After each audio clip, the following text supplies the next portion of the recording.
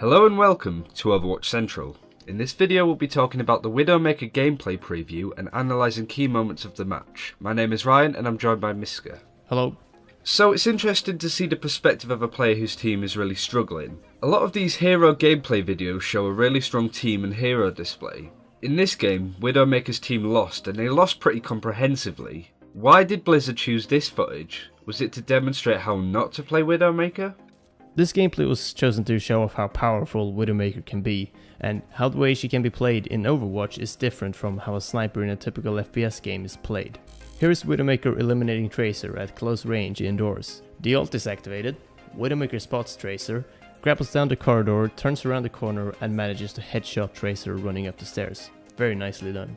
The player has gone for a very aggressive and mobile playstyle, which is the right thing to do when playing a game mode like Payload. And it's interesting to see the Widowmaker Mercy combo in action here. The 50% damage amp from Mercy along with headshot crits makes for an absurd amount of damage. But even with Widowmaker playing really well, there were some real issues with defending the payload. Why was the blue team struggling so much to defend? Was it their team composition? The defending team never set up proper defensive lines and didn't control the match as much as they have to. Bastion's performance was poor judging from the scoreboard and the very few times it was seen throughout the video.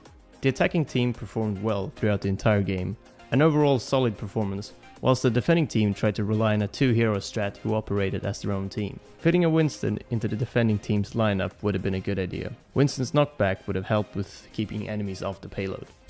Keep an eye on the payload movement bar at the top of the screen here. Between minute 3 and 5 in the gameplay preview, the payload is moved almost half the entire distance it needs to go in just 2 minutes. Bravo to the attacking team. However, the defending team should have changed their focus and playstyle to prevent this.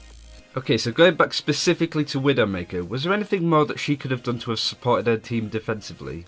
The Widowmaker ultimate ability does actually help her team in a few situations, enabling the blue team to get a few kills, but I feel like their team strategy isn't the type you should be using in a defensive team. Widowmaker is racking up kills, but also makes some very basic first-person shooter mistakes like aiming down the scope for way too long and not paying attention to the surroundings, etc.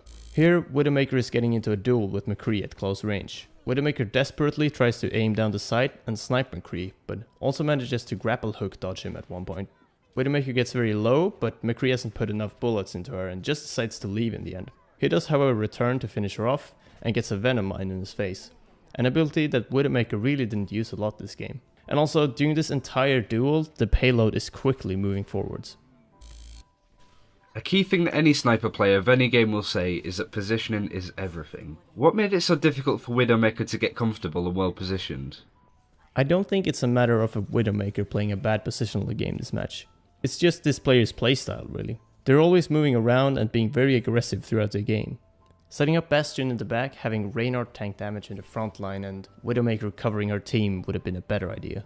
Playing the sniper aggressively is definitely a valid strategy in Overwatch, but being able to adapt to the situation is important.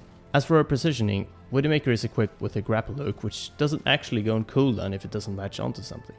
This extra mobility as a sniper can be very helpful and it's easy to get to a good vantage point with it.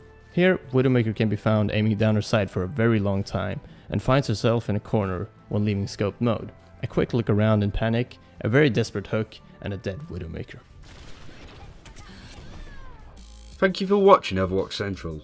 Be sure to subscribe to the channel for more Overwatch content and tell us which hero you'd like us to look at next in the comments below.